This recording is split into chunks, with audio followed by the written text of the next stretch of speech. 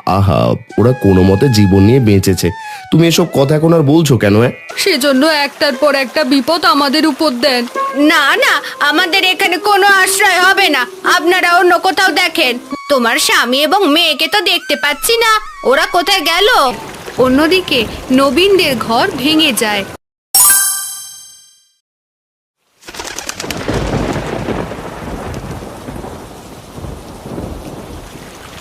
প্রচণ্ড বন্যায় গোপালদের ঘর ভেসে গেছে। তারা কোনো মতে একটা ভেলায় আশ্রয় নিয়েছে। চোখের সামনে ঘরটা একদম বন্যার পানিতে ভেসে গেল। আমাদের কপালটাই খারাপ। উপরওয়ালা হয়তো আমাদের পছন্দ করেন না, সেজন্য একটার পর একটা বিপদ আমাদের উপর দেন। এমনিতেই অভাবের মধ্যে দিয়ে যাচ্ছিলাম, তার উপরে এত বড় বিপদ। বাবা, এখন আমরা কি করব? কোথায় থাকবো? তুই কোনো চিন্তা করিস না মা, আমরা তোর কাকার বাড়ির দিকে যাচ্ছি। নবীন কাকার বাড়ির দিকে বাবা? হ্যাঁ, তোর নবীন কাকার ওখানে গিয়ে আশ্রয় নেব।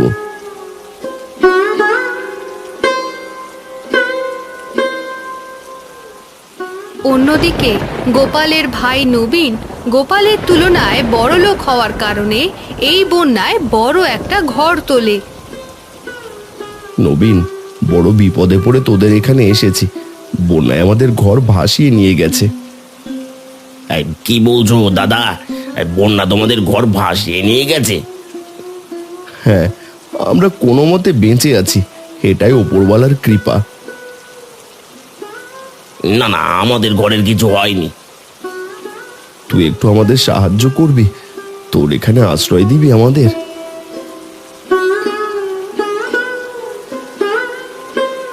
না না, আমাদের এখানে কোনো আশ্রয় হবে না। আপনারা অন্য কোথাও দেখেন। এটা তুমি কি কথা বলছো সরলা? দাদার এখানে থাকলে কি হবে?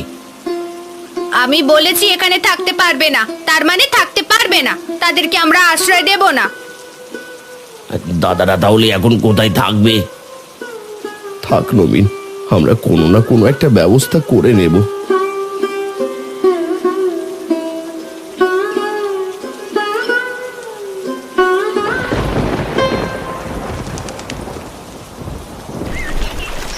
বাবা, কাকা তো আমাদের আশ্রয় দিল না। এখন কি হবে আমাদের? কি করব কিছুই তো বুঝতে পারছি না। ওই যে একটা বড় গাছ দেখা যায় নবীনদের ঘরের সামনে, চলো আমরা ওখানে আশ্রয় নিই। ওখানে কিভাবে আশ্রয় নেব? আপাতত ওখানে গিয়ে ভেলাটা বেঁধে ফেলো, না হলে স্রোতে ভেসে যেতে পারে। তুমি কি বলছো? সারা রাত এরকম ভেলায় কাটিয়ে দেব? এখন তো আমাদের কাছে আর কোনো উপায় নেই। বন্যার পানি কতদিন থাকে তা তো বলা যায় না। আচ্ছা ঠিক আছে, চলো ওই গাছের সাথে ভেলাটা বেঁধে আজকে ওখানেই থাকি।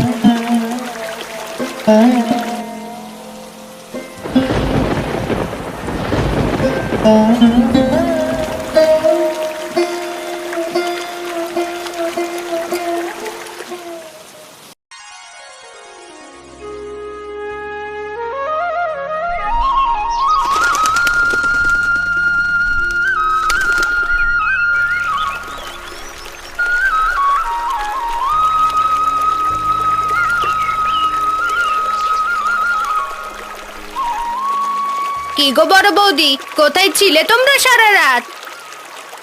কোথায় আর থাকবো, ভেলার মধ্যেই কাটিয়ে দিয়েছি। তোমার স্বামী এবং মেয়েকে তো দেখতে পাচ্ছি না, ওরা কোথায় গেল? ওরা অন্য একটা ভেলা নিয়ে ভেসে যাওয়া ঘর দেখতে গেছে। গরিব হলে এই একটা ঝামেলা, ভালোভাবে জীবন কাটানো যায় না। এমনিতে ঘরে আশ্রয় দাওনি, তার উপরে এখন আবার অপমান করছো। তোমরা বাইরে ভালো আছো, এ ঘরে তোমরা থাকতে পারবে না। খাবার কিছু দেবে? মেয়েটাকে কিছু খেতে দিতাম। না না, কোনো খাবার হবে না। এখান থেকে যাও তো, আমার অন্য কাজ আছে।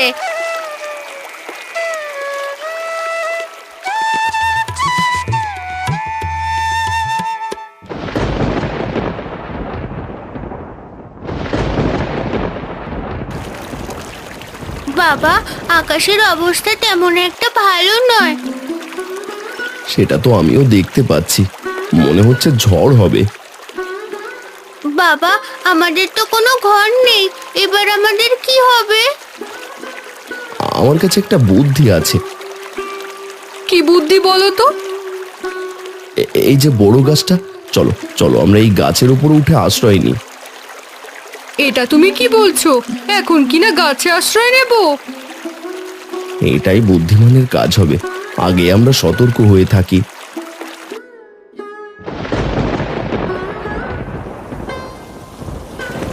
গোপাল পরিবারকে নিয়ে গাছে আশ্রয় নেয়। অন্যদিকে নবীনদের ঘর ভেঙে যায়।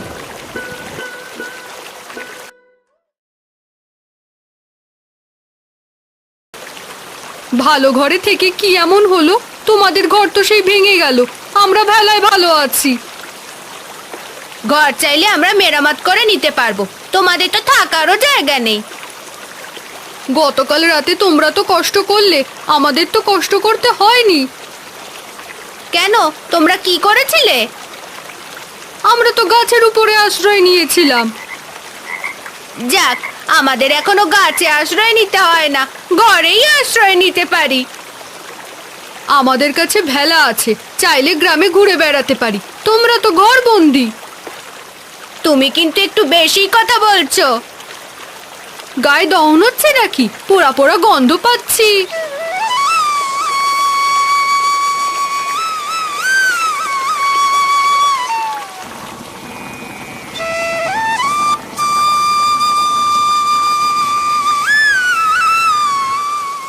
কি হয়েছে? তোমার মুখটা এমন শুকনো কেন?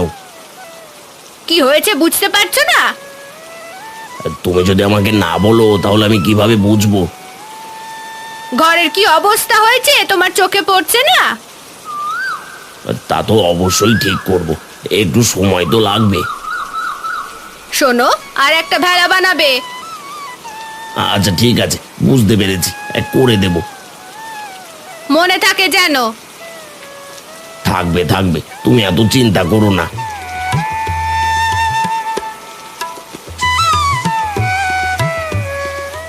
গোপাল যখন কোনো জায়গায় আশ্রয় পাচ্ছিল না, তখন বাধ্য হয়ে বুদ্ধি করে গাছের উপরে একটা মাচা তৈরি করে এবং সেখানে পরিবার নিয়ে থাকতে শুরু করে। বাবা, এই মাছটা তো খুব দারুণ হয়েছে। তোর পছন্দ হয়েছে মা? হ্যাঁ হ্যাঁ বাবা, আমার ভীষণ পছন্দ হয়েছে। তুমি এসব উদ্ভট বুদ্ধি কোথায় পাও সেটাই আমি ভাবছি। তোমার তো আরো আনন্দিত হওয়ার কথা, কারণ আমার মাথায় এত বুদ্ধি আছে। কতদিন যে এভাবে থাকা লাগবে কে জানে। মা, তুমি এত বিরক্ত হচ্ছ কেন? আমাদের তো ভালোই লাগছে, তাই না বলো বাবা? হ্যাঁ, আমার তো ভালোই লাগছে। তাহলে এক কাজ করো, পানি নেমে গেলে তোমরা বাবা মেয়ে এখানেই থেকো, আমি বাড়িতে চলে যাব।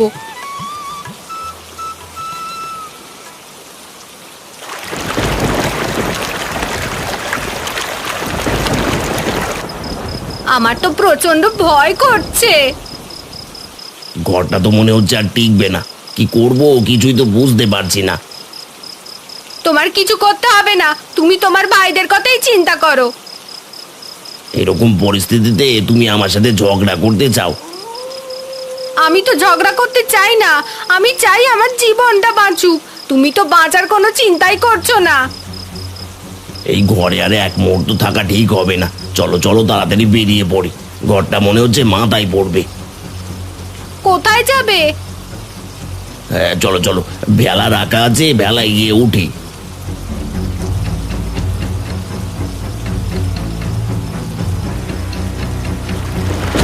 নবীন ও সরলা ভেলায় উঠতে গেলে ভেলা উল্টে যায়। দুজনে বাঁচার জন্য চিৎকার করতে থাকে। মনে হচ্ছে কেউ বিপদে পড়েছে, বাইরে চেঁচামেচির শব্দ শুনতে পাচ্ছি। নবীন আবার বিপদে পড়লো নাকি? হ্যাঁ হ্যাঁ, তুমি ঠিক ধরেছো, আমি তো সরলার গলাও শুনতে পাচ্ছি। তাহলে নিশ্চয়ই ওরা বিপদে পড়েছে। তুমি এখনো এখানে বসে আছো কেন? যাও যাও, ওদেরকে বিপদ থেকে উদ্ধার করো। আচ্ছা আচ্ছা ঠিক আছে, আমি যাচ্ছি, দেখি কি করা যায়।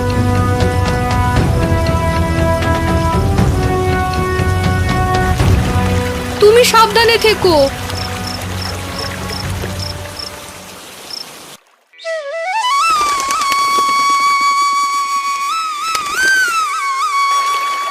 তোদের ঘর দেখলাম একদম ভেঙে গেছে। আমরা যে জান নিয়ে বেঁচে আছি এটাই তো অনেক। কপাল তোদের ভালো যে সময় মতো ঘর থেকে বের হয়ে আসতে পেরেছিস। তুমি না গেলে দুজনে হয়তো মারাই যেতাম।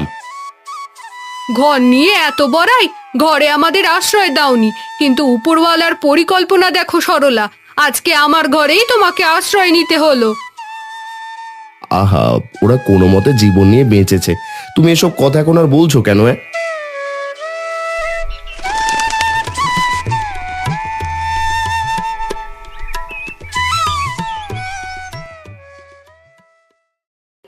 কিছুদিন পর বন্যার পানি নেমে গেছে, সবকিছু স্বাভাবিক হয়ে গেছে। এই গাছটা কিন্তু আমাদের, যে গাছটায় সাবিত্রী বৌদিরা মাচা বানিয়েছে। তাতে কি হয়েছে? আমাদের হলে কি? ওই যে পূজা এখনো এখানে এসে খেলা করে, ওটা তো ওদের জিনিস নয়। গোপাল দাদা, সাবিত্রী বৌদি তোমার জীবন বাঁচিয়েছে, তোমার মন থেকে হিংসে কি এখনো যায়নি? তুমি আমার সাথে এমন ভাবে কথা বলছো কেন? আমি তোমাকে এত ভালো করার চেষ্টা করছি, তুমি তো পরিবর্তনই হচ্ছ না। তারা না বাঁচালে তোমার কি হতো বলো তো?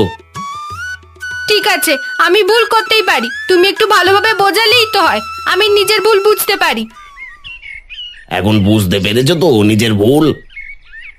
হ্যাঁ, বুঝতে পেরেছি। এরপর সরলা নিজের ভুল বুঝতে পারে, কখনো আর সাবিত্রীদের সাথে হিংসা করে না, মিলেমিশে একসাথে বসবাস করতে থাকে।